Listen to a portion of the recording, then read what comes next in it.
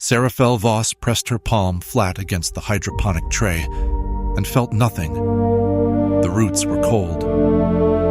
3 weeks ago, this row fed 40 people. Now the nutrient solution sat cloudy and still, and the grow lights above flickered with the arrhythmic pulse of a dying power cell. She wiped her hands on her thighs and moved to the next tray. Cold. The next. Cold. Thessaly's voice came from beneath a ventilation panel, muffled by metal and irritation. Thessaly said, "Pressure's dropping in the main feed again. I patched this junction 6 days ago." Seraphel crouched beside the open panel and passed down a brass coupler. Her fingers brushed the spiraling scar behind her left ear, unconscious, the way some people touch a bruise to confirm it still hurts. Outside, the sky thickened. The amber haze that was Verith Prime's permanent condition had become something with weight, something with intention. The horizon vanished. In its place, a wall of ochre-red particulate advanced across the plain, swallowing domes one by one like a slow detonation. Deshara appeared in the doorway of Dome 7, her boots heavy with red dust, her clouded left eye catching the copper light. She gripped the door frame with those disproportionately strong hands. Deshara said, "Storm's a Class 9, maybe worse. Seri, get inside the shelter." Seraphel didn't move. She was staring at the dome's lower seal, a reinforced hatch at ground level where a crack ran through the gasket. Red dust sifted through in a thin stream, so fine it looked like smoke. Seraphel said, "If that seal fails, the dome fills with particulate in 90 minutes. The crop dies." Deshara said, "Crops can be replanted." Seraphel said, "With what seed stock? This is the last viable rotation." The silence between them carried 22 years of weight, the particular silence of two people who love each other and have never once agreed on what love requires. Thessaly pulled herself out from under the ventilation panel, grease across her forehead, her father's goggles pushed up on her curls. Thessaly said, "She's right about the seal. That gasket was rated for Class 6. This storm will rip it open." She was already pulling her scanner from a cargo pocket, the battered salvage-grade device she kept calibrated for what she called atmospheric readings. Seraphel grabbed the patching kit from the supply rack. Sealant compound, hand clamps, a thermal bonding iron Thessaly had rebuilt from salvage.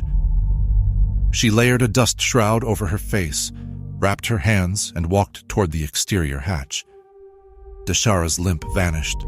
She crossed the dome floor in 4 strides that belonged to a different woman, someone faster, someone trained. Deshara said, "Seraphel, do not go out there." But Seraphel was already through the hatch, and the storm swallowed her. The wind hit like a wall of heated grit. Visibility collapsed to arm's length. Each breath dragged copper-tasting dust into her throat despite the shroud, and the sound was not wind but something geological, the planet grinding its teeth. She dropped to hands and knees. The ground burned through her wraps. She crawled, 30 meters to the exterior seal, 30 meters through air that had become solid and hostile. Her palms left bloody smears on the stone. Her silver hair was plastered to her scalp with grit, and her pale gold eyes narrowed to slits against the scouring dark. 15 meters. Her lungs burned.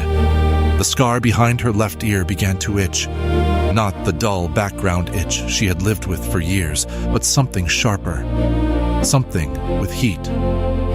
10 meters. The itch became a burn. The burn became a pulse. Her vision flickered from inside, as though her optic nerve had received a signal it was not built to carry. For 1/2 second she saw light where there should have been none, blue-white and geometric and rotating. Then it was gone, and she was at the seal. The crack was worse than it had looked from inside. The gasket had separated along a 40-centimeter line, the storm forcing dust through with enough pressure to erode the surrounding metal. She wedged herself against the dome's curved base, braced her boots against a foundation bolt, and began applying sealant with fingers that had gone numb. The scar ignited. Not heat, not pain. Something older, a frequency her bones recognized before her mind could name it. The spiral of raised tissue from ear to collarbone blazed with pale light, and the red dust nearest her skin burned away clean, leaving a perfect silhouette of stillness in the howling storm. Her hands stopped moving. Her eyes were open, but she was no longer on Varith Prime. She stood in a spherical chamber of impossible scale. The walls shifted, dark metal alive with pale light, geometric patterns rearranging themselves like the thoughts of something vast and patient. At the center, suspended in nothing, a structure of crystallized light and alien alloy pulsed with a rhythm she felt in her sternum, in her blood. The rhythm matched her heartbeat, or her heartbeat had matched the rhythm. She could not tell which had come first. The throne spoke. Not in words. In the shape of a name pressed directly into her consciousness, the way a seal presses into hot wax. Aurelian. A name she had never heard, a name that fit inside her skull like it had been built there, waiting. A key resting in a lock for 22 years. The vision shattered. She was on the ground beside the seal, sealant compound hardening in the crack, her hands covered in chemical residue and blood. The scar still glowed faintly, fading like a coal. The storm raged, but around her body a pocket of clarity held, as though the air itself had been instructed to leave her alone. She finished the repair without remembering how. Her hands moved with a precision that was not her own, pressing compound into the fracture, holding the bonding iron steady while the polymer fused. The work was perfect. She had never done anything this precise. Then her body remembered it was human, and she collapsed. Deshara reached her first. The limp was gone entirely. She moved across the storm-blasted ground with the low, efficient stride of a soldier under fire.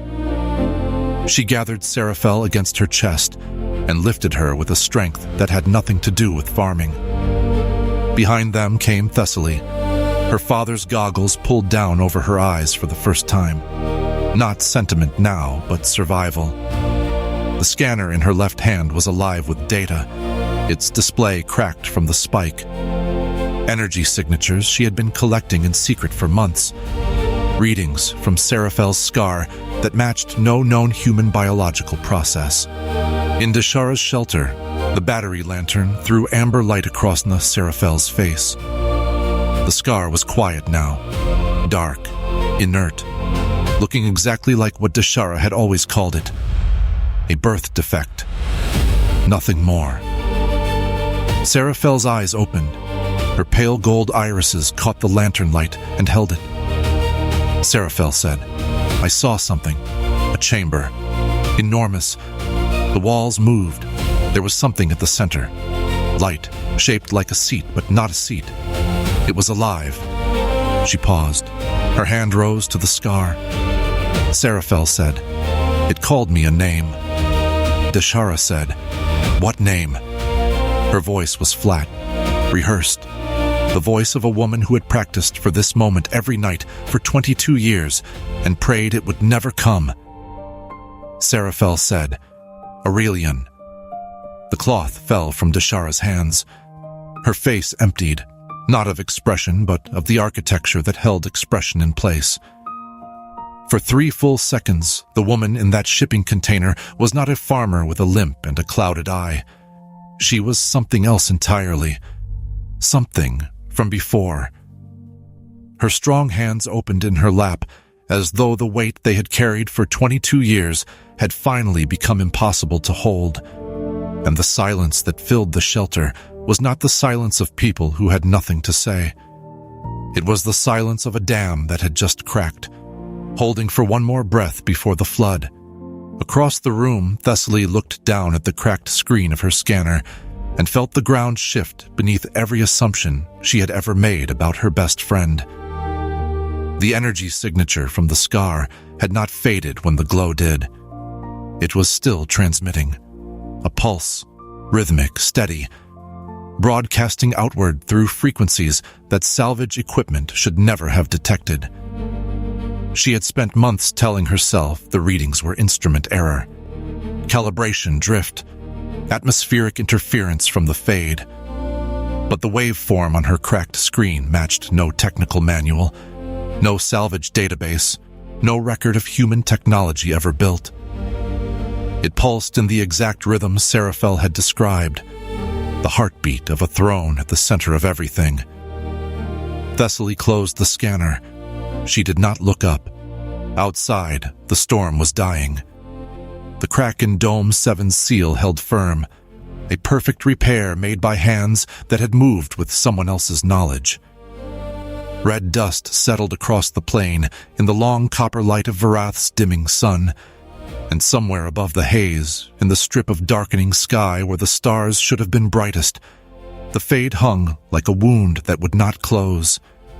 It pulsed, faintly, in a rhythm that, if anyone had thought to measure it against the readings on a cracked scanner inside a shipping container on a dying world, would have matched exactly. And in the shelter, Seraphel sat with a name inside her skull that fit like it had always been there. A key, turned at last, in a lock that opened onto a darkness vaster than any storm on any world she had ever known. She did not understand it yet. She did not know the empire that name had built, or the war that name had ended, or the throne that name had left empty for longer than most civilizations survived. She knew only that the scar on her neck was not a birth defect, that the vision had not been a hallucination, that something at the center of the galaxy knew her by a name no one on Varith Prime had ever spoken, and it was waiting for her to answer.